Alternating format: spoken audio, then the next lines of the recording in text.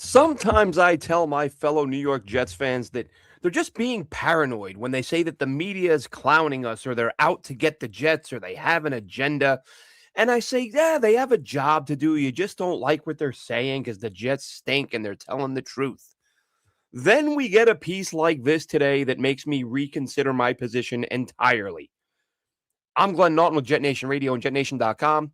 Be sure to log into JetNation.com where you can register and become a part of what is the most active Jets message board on the web.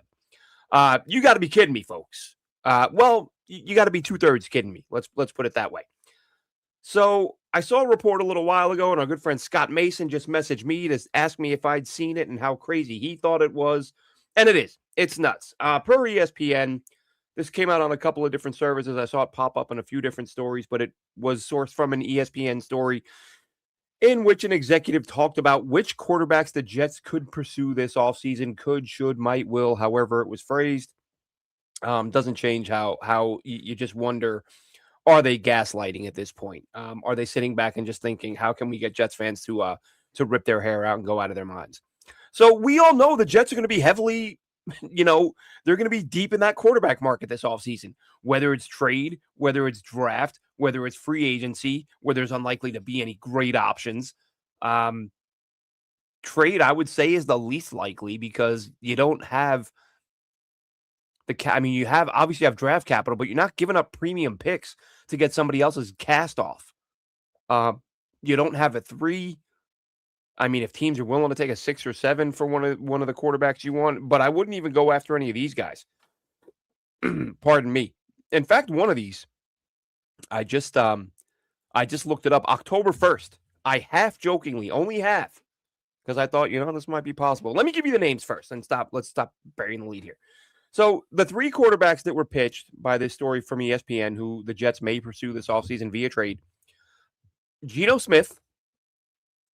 No, I'm not joking. Geno Smith. That Geno Smith. No word on IK and Polly if he'll be coming with him. Kyler Murray, who is obviously the Cardinal starter who was injured last year and just put on IR because Jacoby Brissett was playing well. And Tua Tagovailoa, who is the most concussed quarterback in the NFL, who lacks arm strength and just hasn't been very good of late. So you're telling me that the Jets, and listen, I understand options are limited. I get that. And Murray, that Kyler Murray, that's the guy who I, again, half jokingly, October 1st, which is what, 3.5 months ago, 3.5 months ago, I put on Jet Nation, started a thread and said, the Jets' next quarterback. And I just put a picture of Kyler Murray there. Not because I wanted it, because if you sit down and look at the available options, and you know that Aaron Glenn, well, again, we talked all offseason last year about how Aaron Glenn was going to prioritize a running quarterback, which he did. He went out and got Justin Fields, and they never ran him. So I'm like, what do you want here? You want a running quarterback so he cannot run? Is that the goal? But assuming he still wants a guy who can run, Kyler Murray can do that. And Kyler Murray, again, for as unimpressive as he's been, still better than what the Jets have had for most of my time as a fan. Geno Smith, Kyler Murray, and Tua. Geno, that is so preposterous. To think Woody Johnson would sign off on bringing that guy back in the building. I mean, look, I guess you can never put anything past Woody because he's done some pretty dumb stuff over the years. But even I would be shocked. And I don't think there's a lot Woody wouldn't do. But again, if you're trying to increase your ticket prices and sell fans on a new quarterback, it ain't Geno. No, you know what? I'm calling that one as preposterous as I said it was initially. Even Woody wouldn't do that. I just can't see it. Tua, I mean, he's better than nobody, right? Because right now you've got nobody for all intents and purposes. Yes, Justin Fields is under contract. Yes, you signed Bailey Zappi. Yes, Brady Cook, who, God, I hope Brady comes back and competes for at least a practice squad spot next year. I like the guy. I know he looked terrible. UDFA, no receivers. Inexperienced staff. Maybe it wasn't all him. But anyway, I digress. 3 cast-offs, 3 bad. Now, in the case of Murray, what the Jets would have to do there, again, we're ruling out Geno entirely. Kyler Murray, I would say, is the one that makes the most sense of the 3. But you've got that issue that's going to linger, right? Remember, a few years ago, we got that huge contract, and then it became public knowledge that within the contract, the Cardinals said, "We'll pay you more if you work hard. If you watch a little film, we'll give you a little extra money," which tells you the guy's not really that into working hard. And you're trying to build this culture of accountability and hard work. So how do you account for that? It would be easy. The Jets would say one of two things, and this is what I said to my good friend Scott Mason. I said the Jets will either claim it was blown out of proportion, that clause was in there, and the Cardinals happily removed it and still paid him insane money to be their starting quarterback. So, yeah, it was something they put in there, but they had no reservations removing it, and that was the end of it. And really, Kyler wasn't great, but he wasn't, they can say he played well enough that blah, blah, blah. Or they can say they'll treat it like Kyler Murray was 15 when this happened, even though he wasn't. But they'll say, "Oh, he's a young guy. He's learned and grown since then. He's a different player." Everyone we've spoken to around the league, people inside the building, outside the building, everyone talks about he's the hardest worker on the team. First one in, last one out. Unquestioned work ethic. People are blown away. No one's ever seen a harder worker in their life, and now we're glad to bring him in to be the example. It'll be something along those lines. There is absolutely no questioning this young man's work ethic. Everyone you talk to will tell you how impressed they are, and they can't believe the dedication. These are wherever he lands, this is what you're going to hear. Might there be a hard-nosed coach out there somewhere who says, yeah, he's going to have to prove it? I don't know if those guys exist anymore. That used to be the Bill Parcells type. We'll see what happens there, but again, wherever he lands. And then again, the idea of Tua, an underwhelming, weak-armed quarterback who has multiple concussions, more concussions than any quarterback I can think of at the moment over the past 3-4 years. And those are only the ones the league has counted. I mean, how crazy is it that this guy has the history of concussions he has, and what was one of the worst ones, not the worst, because I'm sure he's been carted off, but the worst one where he was able to walk off the field, but needed his lineman to hold him up as he was stumbling and couldn't get his bearings. And the league was like, that was a back injury. His back was hurt. Yeah, he slammed his head on the turf, and that really hurt his back. And that's why he was woozy and wobbly and had to be helped to his feet and carried to the sideline. That wasn't a concussion. Yeah, okay. So those are the 3 options that an unnamed ESPN executive is pitching for the New York Jets to add. Now, I don't know if there's a world where you can find more than a couple of fans to sign off on the idea of Geno Smith, Kyler Murray, or Tua. I mean, look, they're going to add somebody in the draft. My guess, who the hell knows? But I would imagine they draft a guy who's got a little bit, not another 21-year-old. Maybe at a quarterback who's got a boatload of starts. And we're actually going to be talking a lot this week. Senior Bowl previews coming up. We're going to do position groups, different groups, shorter shows, sort of 10, 15, 20-minute episodes where we look at particular position groups with an emphasis on some of the Jets' positions of need. Look at individual players I really like, players I'm not a huge fan of, players I haven't seen a lot of. Because, again, some of these are small school guys where even though we've got some all-22 access, you've got YouTube for those shortfalls where you don't have any all-22 of a player, you can at least get an idea and see a few things a guy can do. But some of these guys, there's so little out there, and what's out there is not of the greatest quality. So you're really, listen, I love the NFL draft. I love it. I love watching prospects. I love coming up with my own opinions on players. Sometimes I'm right, sometimes I'm wrong, just like everyone else on the planet. I try not to take myself too seriously with it. I understand there are people who are paid a lot of money to do this, and I'm not one of them. But we're gonna go over, like I said, players we really like, players that, and then there'll be players where we're like, it's really hard to come to conclusions with this guy because we've only got a handful of games with low quality video. But that's going to start. I might even roll one out here in a couple hours. It was just popping on to talk about the quarterback stuff. And also, and I promise you have my word, Jacob in the chat says 5'10" QBs throwing in MetLife monsoons. No thanks. That's another concern, Jacob. And I get it. But the Jets' problem right now is Justin Fields, Brady Cook, Bailey Zappi. Tyrod Taylor's deal expired, if I'm not mistaken. I don't expect any of those guys to be bad. Well, Zappi will come to camp as an arm. And he could be a QB2, whatever. But yet, when you've got nothing, as the saying goes, Jacob, right? Beggars can't be choosers. And when it comes to quarterback, the Jets have been begging for decades. Speaking of which, and as I was starting to say, you have my word. This is not an advertisement. This is not a paid thing. This is just something that was given to me the other day. Just recently had a birthday. This is one of the best gifts I've ever gotten. It's for Jets fans, and I'm in that mode right now where it's like I don't want Jets merch. I don't buy me a shirt, a hat, anything. Don't want Jet stuff right now. However, the wife found this. I don't know where she found it. Google it. Okay, I think the site is Historic Newspapers. And they got the good, the bad, and the ugly. It's not just trying to make you feel good. It'd be much shorter book if it was. But real quick, Historic Newspapers, the football history of the New York Jets in New York Daily News headlines. So this goes all the way back to, let's see, and it puts a little thing at the front, puts your name on it and stuff like that. That's cool.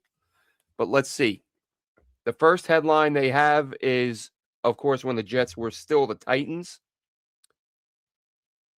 And I'll tell you what, so old, I don't even see the damn date. Did they not date them back then? Here we go. September 1960 is the first headline. And it goes all the way through to 2023. And it's got the headline, like the New York Daily News back page. And then the next page with the original headline, and the cover of the back page itself. And then the next page is the story that would have been inside. I'm going to pop open a few to give you an idea what I'm looking at here. And again, this is just me thinking if I knew this existed and I knew a fellow Jets fan didn't tell me, I'd be pissed. So you got the Wesley Walker touchdowns in overtime against Miami. See that there? Headline and article. Just show you a couple more because I'll tell you, flipping through this, and as I've said on the show, I became a fan in '87. That game was '86. But do you know why I remember that game, even though I wasn't aware of much? A Giants fan. I would have been in like fifth grade. A Giants fan who was like the most insane, passionate sports fan I'd ever met in my life up to that point. All he'd talk was sports. But I knew he was a Giants fan because he always talked Giants. But he was in school, like screaming, telling everyone about the Jets game the day before, like it was one of the greatest games he'd ever seen. And I'm like, why is this Giants fan going nuts about this Jets game? But I remember him saying, Ken O'Brien, overtime, bomb to Wesley Walker. And so that game was like even though I wasn't a fan, I knew of the Jets, but the story of that game got burned in my brain because I knew it was significant because this Giants fan was going crazy talking about it. I did go back and watch it at a later date. Thank you, YouTube. We'll throw just like one or two more. Something like this one, the Raul Allegre field goal to get the Jets into the postseason. When the Jets had signed Allegre not long earlier, we'll just go with those two. I don't need to show you like 4 or 5 of them. But there were stories in there and headlines that I remember reading as a kid. I remember looking at them. I remember that game. I was working that day, and my best friend came up to my job and I was like working in a supermarket in high school. My best friend came up with a Walkman, listening to the game so he could update me as the game was going on. And Raul Allegre hit the big kick, get the Jets in the playoffs against the Dolphins. Jacob says he's in full tank mode for next year. And listen, I've heard people say that. Dude, this season isn't even over. I'm not thinking about tanking next year. They might not have a choice. They might just suck again and win 4 games again. That might be the thing. My info says, look what the Giants did. The Jets stink next year. The Giants are winning. Woody Johnson would fire the coach. If I was Woody, you have to get a big coach because the pressure is going to be on the Jets when the Giants. Should Woody have done it? Yeah. Am I surprised he didn't? Not at all. Not at all. My info again says Woody's got to get a big time coach or sell the team. Well, the truth of the matter is, my info, if Aaron Glenn flubs again, Woody Johnson would like to get a big time coach, but you can't force people to come here. And he doesn't have to sell the team.